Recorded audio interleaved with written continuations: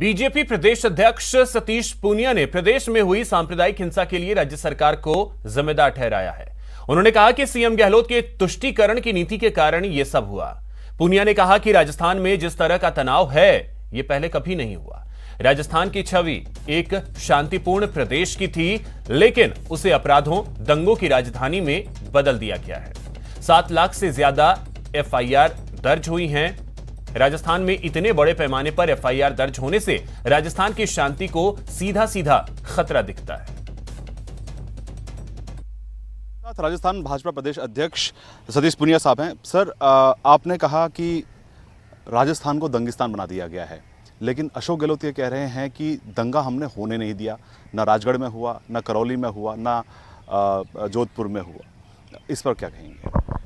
करौली में तो पूरा जनता ने देखा है, और जिस तरीके से पथराव हुआ, पहले सीएलजी की मीटिंग होती है, उसमें शांतिपूर्ण जुलूस की सहमति होती है, और उसके बाद आज भी एक लड़का जिंदगी और मौत से जयपुर में लड़ रहा है। जो जोधपुर की घटना है लगभग वैसी ही घटना है, जिसमें बच्ची से छेड़छाड़, दुष्कर्म से लेकर जो लोगों को चोटें पहुंचाई गई, पेट्रोल बम फेंके गए, तलवार लहराई गई।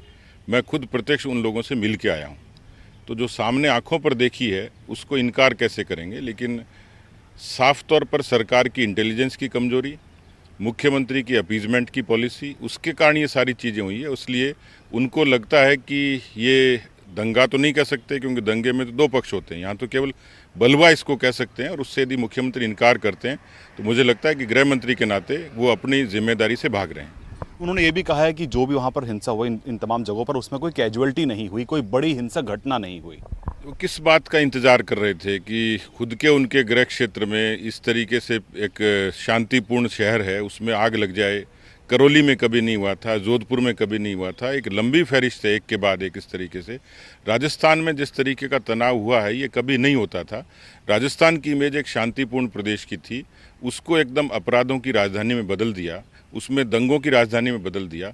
तो मुझे लगता है कि केवल उनकी बातें सियासी हैं, लेकिन धरातल पर जिस तरीके का दृश्य है वो डरावना भी है और दुर्भाग्यपूर्ण है। कैमरा पर्सन अनिल शर्मा के साथ शैलेंद्र वांगू, न्यूज़ 18 नेटवर्क, नई दिल्ली।